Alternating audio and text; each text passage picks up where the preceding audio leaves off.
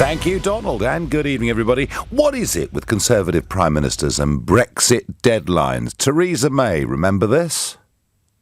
We're leaving the European Union on the 29th of March 2019. And we will leave the EU on the 29th of March 2019. Oh, the yeah. 29th of March 2019. 29th of March 2019. 108 times it was recorded that she'd said we're leaving on the 20th. And, of course, we didn't leave on that day. And it led to a complete collapse in support for her personally. And indeed for the Conservative Party itself. It led to a European election where the Conservatives got their lowest ever score in their 200-year existence, below 9% of the vote. But it was all going to be different because the man that won the leadership race was one Boris Johnson. We will, of course, be pushing our plan into action. So we understand. And getting ready to come out on October the 31st. 31st, correct. Come what may. Come what may. Do or die. Do or may. Do or die. Can you make a promise today to the British public that you will not go back to Brussels and ask for another delay to Brexit? Yes. And sorry. I can. Emphatic. And would you I'd rather be dead in a ditch. I will uphold the Constitution, I will obey the law, but we will come out on October the 31st. Well, It's very how, importantly- if the MPs have changed the law to stop you doing that? We're going to come out on October the 31st. But And it's how? vital that people understand that the UK will not extend. We won't go on remaining in the EU beyond October the 30th. What on earth is the point? But Do you know how how much will you it costs? do that It when costs- MPs have changed the law to Well- stop you? Are you looking for a way round the law? Because that's Well- what it sounds like. We will obey the law, but we will come out, I should say, on October the 31st. Now, Theresa May said it 108 times over March the 29th. I don't know how many times Boris has said we're leaving on October the 31st, but I think it must be at least 1,008 times that he said it. And even when it's looked increasingly unlikely, he still says it. Even today, he's saying we should be coming out on October the 31st. And I'm particularly keen to hear from Conservative supporters, Brexit supporters tonight. How will you feel if that promise gets broken and, as now looks increasingly likely, we don't leave on the 31st? Will you say, hang on, it's not his fault, it's all because of Parliament? If that's how you feel, call 0345 6060 973. Or maybe you say, hang on, this is the last straw. We've now had two Conservative Prime Ministers make emphatic promises that have not been delivered. Text to 84850. And do you think actually maybe an extension could be useful? Might give us a better Brexit? Please tweet using the hashtag Farage and LBC at LBC. And of course, you can watch us on Twitter, Facebook and YouTube. How will you feel when you wake up on the morning of November the 1st and we haven't left the European Union? My question really is, I don't blame Boris in a sense because, he's tried like crazy, albeit at the last minute, to ram through this new EU treaty. I think it's a shocker, but he has tried to do it. But he gave Parliament very little time. He tried to bounce it on them, and it simply hasn't worked. My question really more is, was he, when he kept saying we're leaving on the 31st of October, when he knew we really weren't, was he being quite straight with us? David is a new caller from Stevenage. Good evening to you. Hello, Nigel. I never thought I'd ever call you, but here we go. Just reference, obviously, nice to speak to you anyway. Thank you. Nice to get on as Good a to speak to first-time you. caller as well. As for Boris, then if he wants to find this ditch, then he's welcome to it. Because It's a bit harsh. he should know. Well, he promised to jump in the ditch. So I'm not suggesting he should do anything other than jump in it. If it's full of mud, that'd be fine. Yep. But to be honest, this whole system about Brexit is farcical. And you and the bus that you're on originally when this all started should have had all this in place regarding, because as well as Boris knows and Theresa May, who's obviously knocking like mad, Parliament's going to have final say, aren't they? So you can put whatever proposal is. You can be Prime Minister say in 2020. And are you going to have any different approach to what's going to happen than anybody else? Well, David, honestly, you're not. David, to be fair, going back to the referendum campaign itself, I think everybody thought that whatever the result was, that Parliament would follow the will of the people, and they very clearly haven't done that, have they? No, because none. Well, crikey, if I had a bet on this, I wouldn't be talking to you. But no, they didn't. But surely they should have had. You guys should have had all this up your sleeve, knowing what was going to happen. Well, now there is a bit. Parliament obviously doesn't want us to leave, do they? Brexit. I think it's a wrong move. I know you're very pro it and everything. I am, yeah. I think it's the biggest mistake this country could ever make. But David, But David, I'm for it. I see great opportunity, but I absolutely think we have to be free of the European institutions, and Boris has gone for this kind of halfway house, in my opinion. But David, you may be pro. He should have resigned by now, shouldn't he? Crikey. Well, maybe some people will suggest that. But David, do you accept the point that if we have a national referendum, it should be carried out? I've got no problem with what you're suggesting, but the referendum was based not on what we all know as of now, because it was a very simple choice. And I think, my wife's actually...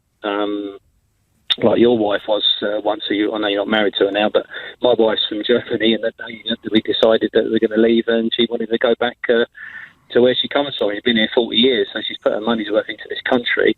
But in reality, the vote that people signed for, which I think was quite a heavy racist vote, if I'll be honest. No, come on, David. You can't say that about 17.4 million people, David, honestly. Well, I'm not pointing at everything, everybody on the line. Oh, well, that's nice of you. My wife went back to school. No, well, you can't, can you? Because some people would deny what you're just suggesting that they didn't say. I can only go by my wife's own opinion of when you're going to school and the people are saying, we're going to get our country back. Yeah. What are they implying? Well, I can assure you, David, Brexiteers still want their country back. We want to be in control of it. We can't, yeah, but... David, I tell you what, call again. It's a separate debate. I'm talking about Boris here. I'm asking that when Boris breaks his promise next Thursday night, how are you going to feel about it? Tom from Derbyshire says, I'm a Tory party member. The threat of a disastrous Corbyn government is more important to me at the next election than not leaving on October the 31st. And Tom, I think maybe they're relying on that to some extent. I don't blame Boris, no, nor do I. I blame the shambles of a parliament playing petty party politics and the floor crossers who lack the courage to stand in by-elections. Ian in Stockton, you make a very good point. Sarah says, I would understand the extension as Boris has been backed into a corner by this parliament. It should also make way for a general election. Sarah, at some point it will, although I'm not sure it'll happen as quickly as many thinks. David is from Stevenage. David, hello. Oh, yeah, you just want me back on the you've got to go. Yeah. Christine, sorry, I apologise. Christine in Datchet. Christine, good evening to you. Oh, hello, Nigel. I don't know how you could defend guilt of the fact that Paul Boris, I'm not a Conservative supporter nor a Brexit supporter, but I think you're pretty awful to laugh at his misfortune. I haven't laughed at all, Christine. If you were put in that position, listen to me, if you were put in that position and had to deal with all the rules and regulations, he has lied, he's dishonest, and been there in Parliament, because Parliament is full of people like me and the ordinary people who actually want to fight for the rights of the people. It's, for example, the workers' rights. He's going to put it into political agreement. How dare he do that?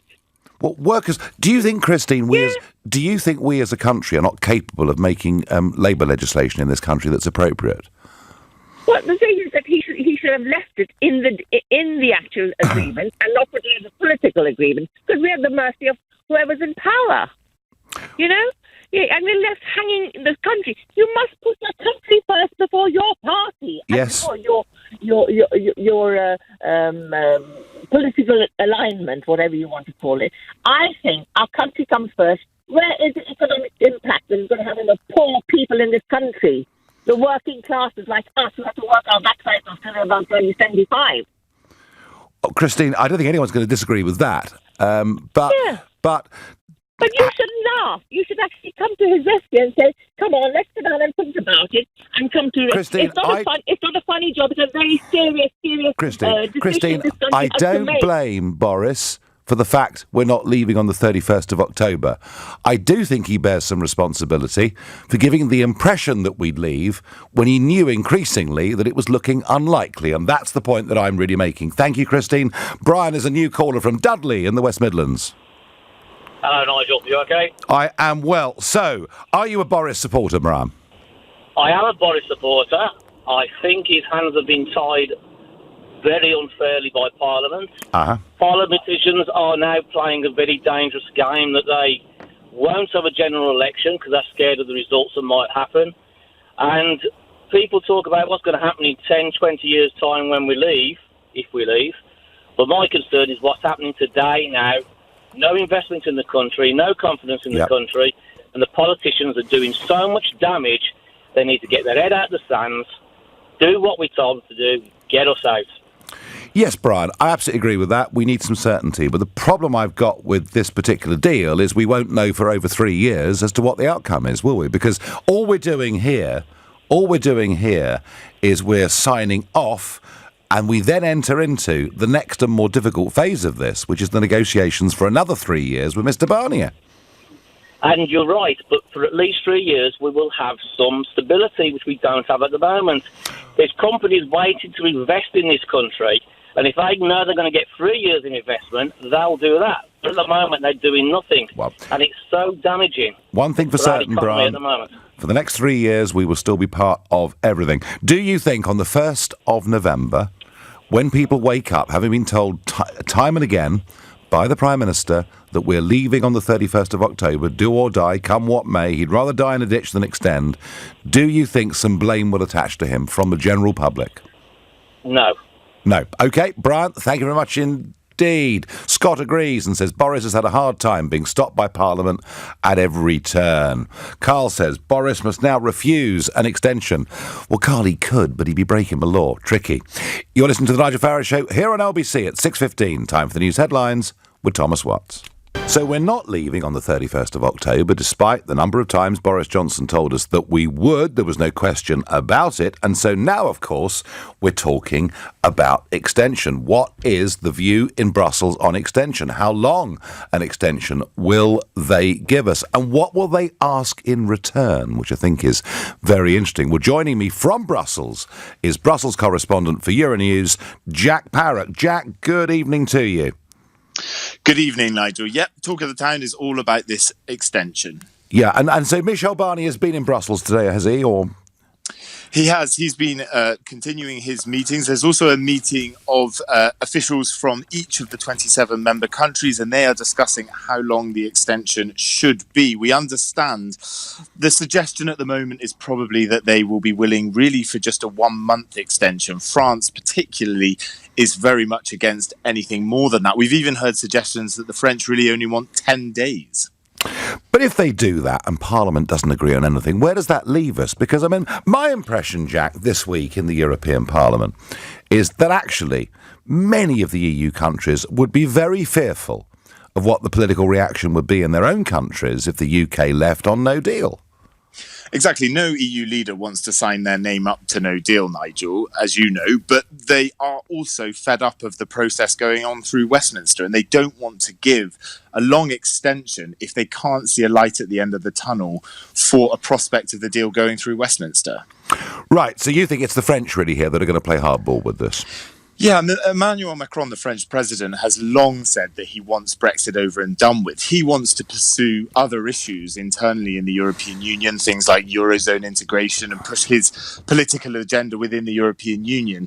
And they just have been caught up on Brexit, as you know, for so long now that they kind of want it done as well, Nigel. Yeah, Mr. Juncker, in his sort of farewell valedictory speech in the European Parliament yesterday, bemoaned the fact that it has sort of dominated his 5 years, as boss of the European Commission. When can we expect a decision on this, do you think? It probably will be another couple of days yet. There is no urgency from the EU side, really, to grant this extension, with the 31st being the deadline. what's interesting is that in previous extensions, they've been relatively quick. There's been dates set and they sort of passed them quite quickly when it was Theresa May asking for them. But now some people are suggesting that this is sort of ramping up the pressure on Westminster. They're sort of letting the MPs sweat to decide how long and what they're going to do as far as this extension goes. Yeah, I think they'll keep us sweating. I'm sure of it. Jack, thank you very much indeed. Jack Parrott from Euronews saying that the French are playing tough and talking about much shorter extensions. But ultimately, I have to say my view is they will always give us extensions. In fact, we could be extending for years to come on the current trajectory. Let's hope that's wrong. Andy is a new caller from Hackney. Andy, good evening to you. Hi, Nigel. How are you? Good. I'm well, thank you. So, Boris tells us over and over and over, do or die, come what may, die in a ditch. We're leaving on the 31st of October. Does he bear any responsibility on the 1st of November when we haven't? No, he doesn't. I mean, he's being pushed into a corner by the opposition because what's happening is they're just trying to call him a liar. What they're trying to do is even if they get it to the 2nd of November, all they're going to do is they're going to say, well, you lied. You didn't get it out on the 31st of October, so you lied. So that's all they're trying to do. They're just trying to get it past that October deadline just so they can call him a liar and then try and go to which... If they go to election, I think he'll win hands down with a majority. I think, Nigel, I think you're too toxic for the country most of the time. You won't be Prime Minister. I like you. I like you as a politician. I don't know, obviously know you as a person, but I like you as a politician. You answered 99% of the questions pointed to you. But I think you're too toxic for the country. I think I'd rather have this deal than Brexit being cut off altogether. So I think that's what will happen. If we don't do this deal, it will go. And this deal keeps us trapped in for years and years to come, Andy. You're happy with that? I know it does. No, but we can still do our own trade. We can still do everything else we want to do. I know we can do our own trade. No. That's what they're telling you, Andy. But the truth of it is, we will not be able to sign any new free trade agreements until we have concluded the next phase with Brussels. And I'm going to suggest to you that the terms of regulatory alignment that Barnier is going to put upon us are going to make it very difficult. You're saying that's something's going to happen. It's not happened yet. I'll tell you what has happened, Andy. I'll tell you what has happened, Andy. I must be honest, you're being as bad as the rest of them when they're saying... I'll tell you what is going to happen, Andy. Anything could happen. Andy, let me tell you what will happen. Monsieur Barnier said yesterday that the next phase will take at least 3 years. Now, you may think that's the right way to go.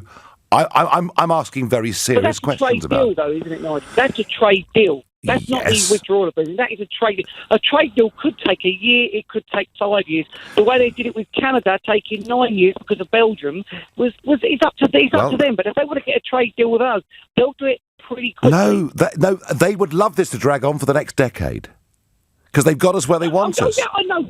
They've got us where they want us. They've got us where they want us. Andy, I tell you what, I may be wrong. The country may well say that this new EU treaty, the withdrawal agreement, is the bee's knees. But I suspect as time goes by, they may take a different view. I agree with you. It's not Boris's fault. We've got the extension. But do you think, Andy, that at times... when it comes to it. Do you think there are times when Boris has said we are leaving on the 31st of October when he kind of knew we weren't really? I think he had something in the bag, but I think that the speaker has been a pain.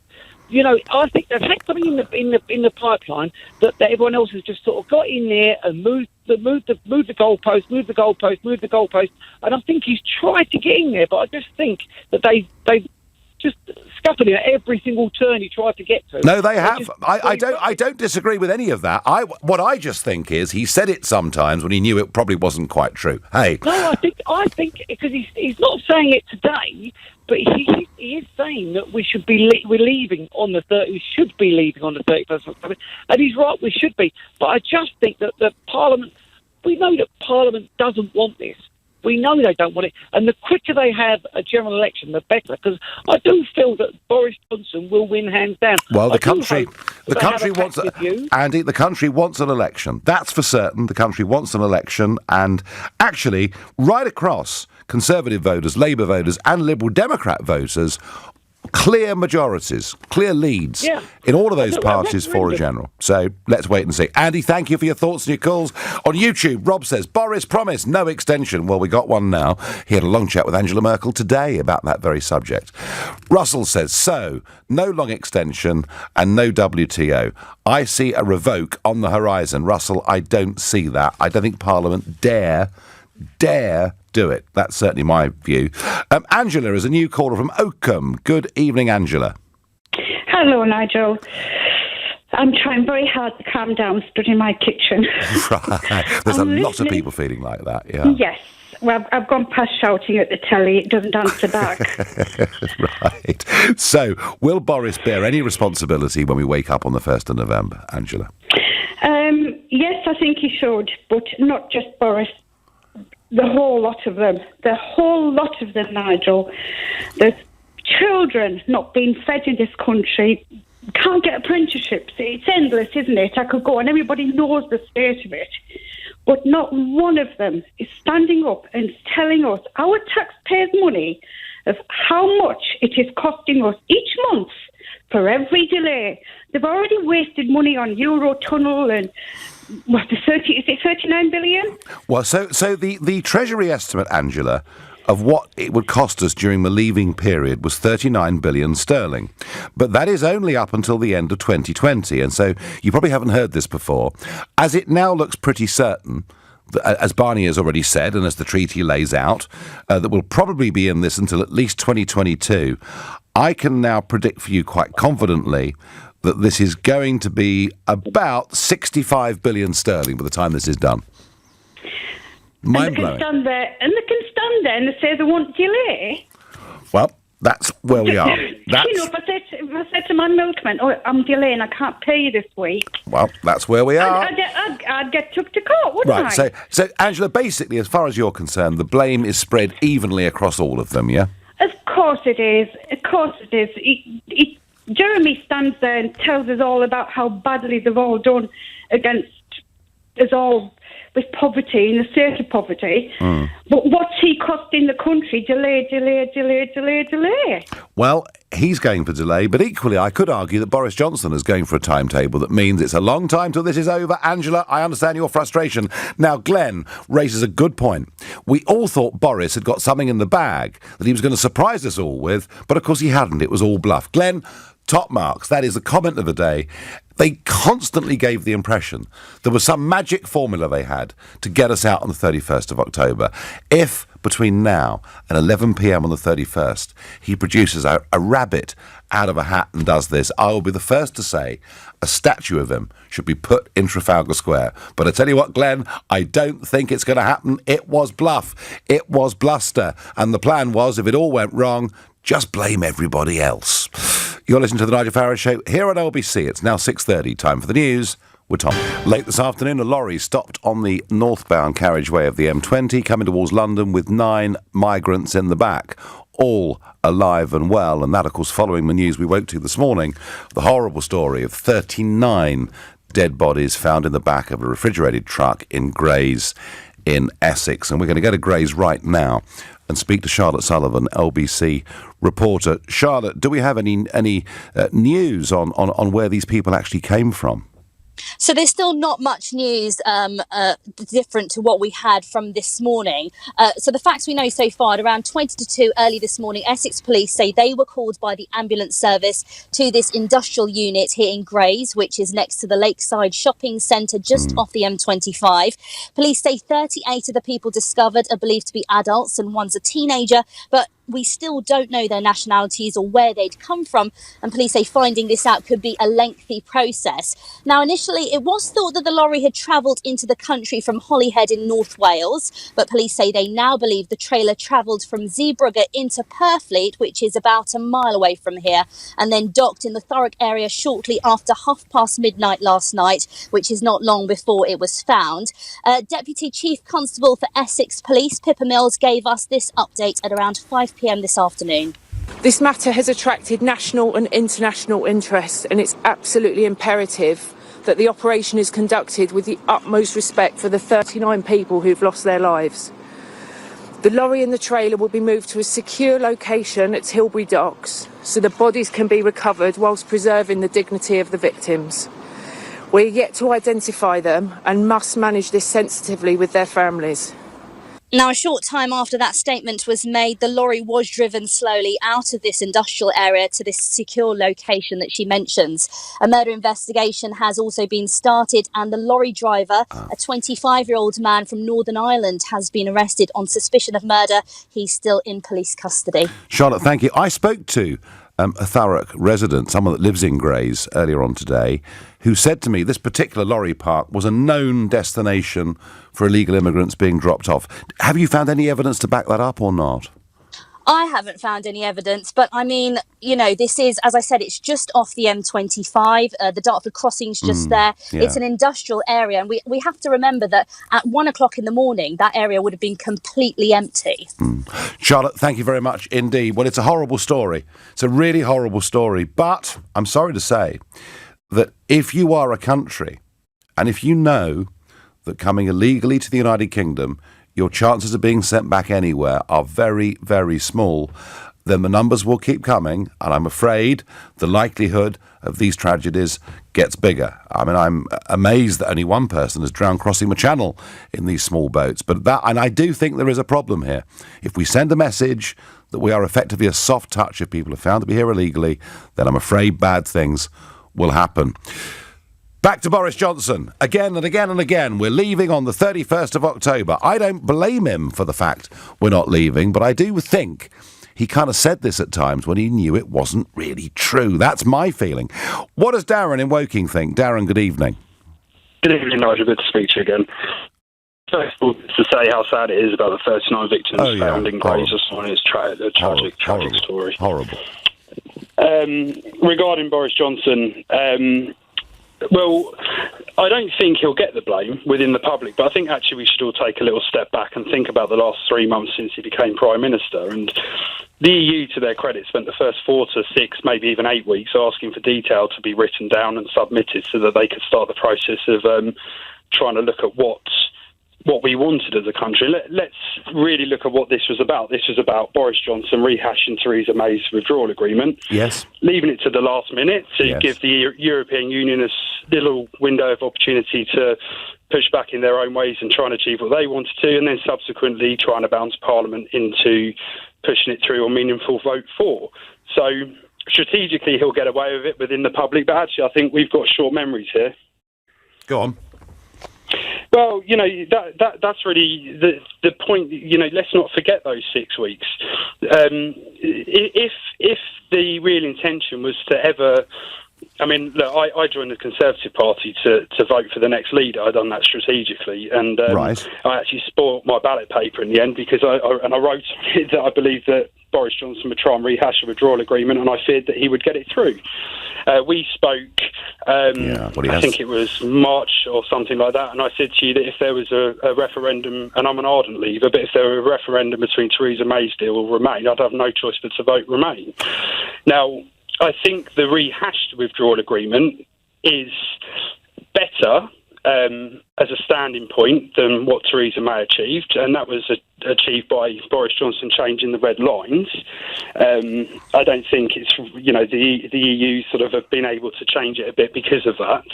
But ultimately, you know, he was never going to negotiate a new deal, and it was always going to be down to the crunch point of the 31st of October. And I always thought it was highly probable that wasn't achievable. Well, so did I, Darren, and he must have thought that too, and yet he kept on saying it, and that's the point I'm really raising. You know, that's the mystery to me. Darren, thanks for your call. Do call me again. George is a new caller in Skegness. Good evening, George. Good evening, Nigel. Well, thanks for letting me speak to you. Well, you said he'd sooner be found dead in a ditch. Yes. Well, if he takes us out with no deal... Yep. He's breaking the law. What could happen to him? Well, that's a very good question, George. I suppose if you break the law, you go. If you break the law, you go to court. Yeah. And if you go to court and you're found guilty, you get fined. You get fined, or you get put in prison, I suppose, don't you? But I don't. I mean, George, we were all given the impression. Yeah, there was some magic formula somewhere out there that he had, and I just don't believe it, George. Do you? Yeah, I do actually. I think he will do it and we'll come out with no deal. He said we'd sooner be dead in the ditch. Yep. And I think he'll go for no deal. All right, well, yeah. George, I tell you what, if you're right, then the next time I'm up in that part of Lincolnshire, we'll have to get together and have a glass of something, because I will be... A few beers, mate. I'd be over the moon. If you're right, I'll be over the moon. George, thank you for your call. Andy in Aberdeen says, I don't blame Boris. The EU said no extensions would be given. Then 28 days later, they seem to be offering one. Well, yes, they do. Difficult to know how long that extension will be, but yes, they are going to give an extension. Lindy on Facebook says, holding a general election means nothing, as MPs will still be able to object to plans and dates for Brexit. Well, a general election, if it changed the shape of Parliament, actually, Lindy, I'm going to disagree with you. We could get a Parliament that more accurately reflects the country, because we haven't got it at the moment, in my view. Andy is a new caller from Purley. Good evening, Andy. Good evening, Nigel. How are you? I'm all, well, I just, like everybody, Andy, just, will it never end? Andy, Boris, he's told us again and again and again that we are leaving on that date. It's now pretty obvious that we're not. Does something of that stick to him? No, I don't think it does, Nigel. I think Boris has done... He's done what he can, and he's been really positive about going out on the 31st. And I think if we don't go out on the 31st, that will be down to Parliament and our MPs letting us down. I've only recently become a Conservative voter, kind of after the referendum. My family's always been Labour, but I kind of came away with it. And I just feel at the moment that Boris is doing what he can to get us out. Kind of same mindset as yourself. We want to get out. I think you're fantastic. To be honest, I don't vote for the Brexit Party, but I think you and Boris would do a great job as a double act. I think if you work more closely together, would be the straight guy by now. Who'd be the straight guy in the double act? We could do a good cop, bad cop, couldn't we? We could do. Andy, I'll tell you something very interesting about what you're saying. So Theresa May told us, Brexit means Brexit, I will deliver, we're leaving on the 29th of March. 3 times she put her deal, as she called it, to the House of Commons. 3 times it was rejected. We didn't leave on March the 29th, and support collapsed for her. I'll tell you this, if this particular version... If this amended version of Mrs May's deal was being put by Mrs May, you'd all be on the phone saying it's a disaster. Somehow, because it's Boris, everyone says it's probably going to be okay. Funny, isn't it? But I don't think whoever is the Prime Minister now, or in 6 months' time, we could be going round and round in circles, because the reality is the MPs that currently sit in Parliament, a majority of them want to remain. Yes, and I think that's where the problem lies. Absolutely, Andy. No, listen, I agree with you, mate. Thank you for the call. Alice has a slightly different idea. She says the person who takes 99.9% of the blame is John Bercow. Well, Alice, he has broken a lot of historic parliamentary precedents and allowed the Remainers to run amok. You're listening to The Nigel Farage Show here on LBC at 6:45, and time for the news headlines with Thomas Watts. The Home Secretary has described the discovery of 39 bodies in a refrigerated truck in Essex as truly shocking. Officials in Brussels have indicated the EU could offer the UK a flexible Brexit extension. US President Donald Trump has said he will lift sanctions. I don't think we're leaving on the 31st, despite being told repeatedly that we absolutely would, though Josie is another one who says, I think Johnson will do something at the last minute. Well, Josie, I cannot for the life of me think what it is, but maybe you're right. David says, in doing a deal, the worst thing you can do is to keep making promises like Boris have. He should have gone quietly along with his own plan. Well, actually, David, I disagree, because I think saying we would leave with no deal probably did strengthen his negotiating position. That's why he was so angry about the Benn Act. although whether Brussels actually ever seriously thought he would leave with a clean break, I rather doubt, I have to say. But, he did get changes. The backstop was changed. The customs union commitment for Great Britain is not there as it was previously, and that was the big upside of it, I guess, although the downside was a border between Great Britain and Northern Ireland. Dana is a caller from Ticehurst in East Sussex. Hi, Nigel. Hello there, how are you? I won't say how are you, because I'm sure you feel like a lot of us do. Well, I'm a bit sad about the fact that you seem to hint that you think Boris did the wrong thing in promising. But the only reason Boris did do that is he wanted to show the EU that we want to get out, for God's sake. If he'd said, Dana, I will do my damnedest, I will do everything within my power, I intend to get us out on the 31st of October, I couldn't possibly criticise at all. But it was the absolute certainty with which he told various people in interviews and told the public on stages, we are, come what may, do or die. I'd rather die in a ditch than extend, and here he is extending. And Dana, I think... But then, Nigel, what would you have done in his position? Well, I've just told you. I've just told you. I'd have said, I will do my damnedest to make this happen. I intend to. I want to. I promise you I will try to. But to absolutely promise that you will, when he must have known for the last couple of weeks, it would be very difficult to get anything through Parliament. Nigel, the one thing I want to do, because all these campaigns that you did for Brexit at the very beginning, when you opened Pandora's box at the beginning, which was absolutely wonderful, I'm seriously thinking, if we don't get Brexit through at all, then I think a campaign should be set up, possibly some rich barrister like David Pannick that supported Gina Miller, and to abolish both the House of Lords and the House of Parliament and start again and get back to democracy. It's a bit radical. No, I mean it. No, I know you do. I'm sick of these protests. And the one thing is with Remainers, if they down this deal and we don't get out, Nigel, what's going to happen then to the Remainers if we have to go back and join the club because we have to pay billions more? Dana, I'll tell you my big fear. My big fear is that Boris Johnson gets this new treaty through. We find ourselves absolutely in purgatory for the next 3 years. We find ourselves being subject to EU rules on everything from financial services to fisheries. And the argument that we have no voice, no vote, no veto becomes so strong that we see a massive campaign to rejoin. That is my genuine concern, Dana.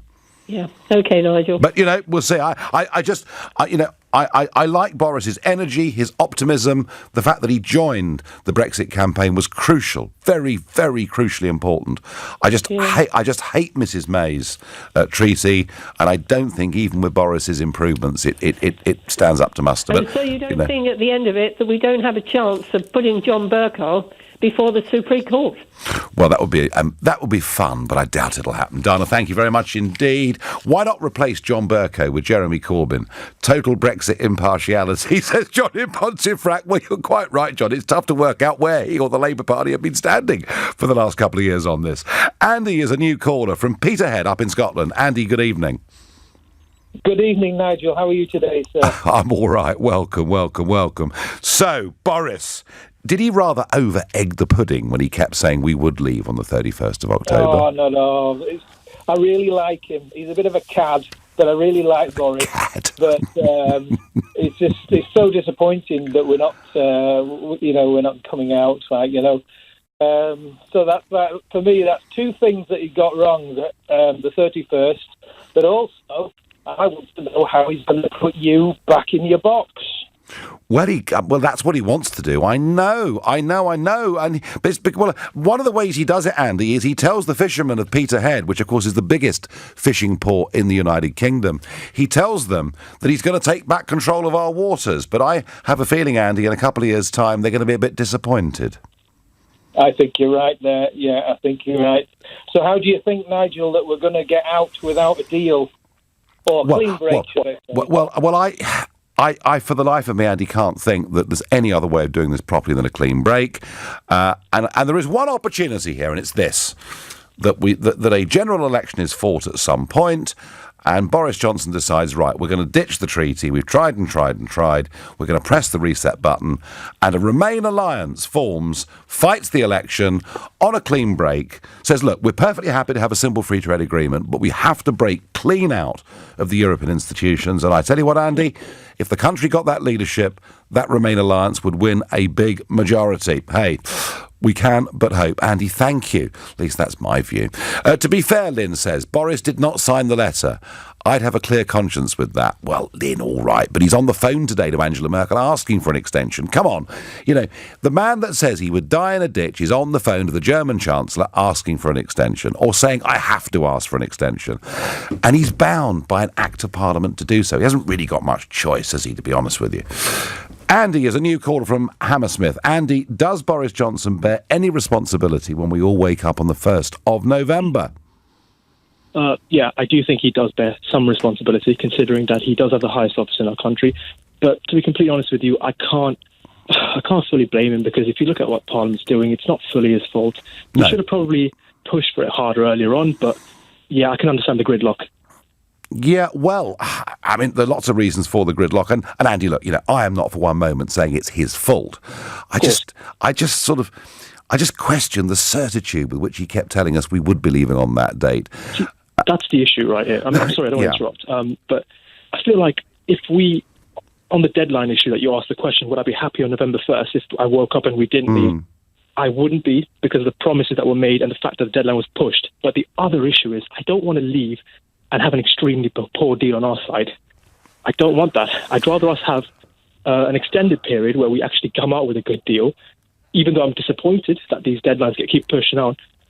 I kind of would prefer to have a good deal. Yeah, well, I mean, so would I, Andy. Don't worry about that. I mean, this is the second time in 1 year that a Conservative Prime Minister has explicitly said we are leaving on a date and we're not. What does that say about British politics? Well, can I ask you a question? Do you think these dates are chosen fairly arbitrarily, just random dates? Well, the 29th of March wasn't, and that's because we triggered Article 50 on the 29th of March 2017, and it was up to 2 years. Supposed to be not 2 years, up to 2 years was there in the treaty. The 31st of October was purely arbitrary and was a date that was chosen by the EU, and that is absolutely true. And this is a question I want to ask. What precedent does it set if we keep pushing our dates forward, not just within the UK, but internationally? Well, I think in terms of politics in general, faith is breaking down in all sorts of directions. Andy, thank you. But still, lots of faith in Boris Johnson, because he seemed to have tried harder than Mrs May did to do the right thing. And that is the one thing still with him. Having joined the Conservatives the day he became PM with optimism, it is clear he's had an impossible task to get anything through Parliament. We will not forget, says Phil in Thurrock. Well, all I can say is we are in for another roller coaster. I don't believe those optimistic calls tonight who say we are leaving, that there's some magic card that Boris has up his sleeve. I think we'll still be members of the EU on the 1st of November, but we'll see. I will be back here at 6 tomorrow. At 10 tonight, it's Tom Swarbrick. But up next, it's Ian Dale. Nigel, thank you very much. 39 people have lost their lives in the back of a container lorry. One can only assume they were refugees being trafficked into the country illegally, and some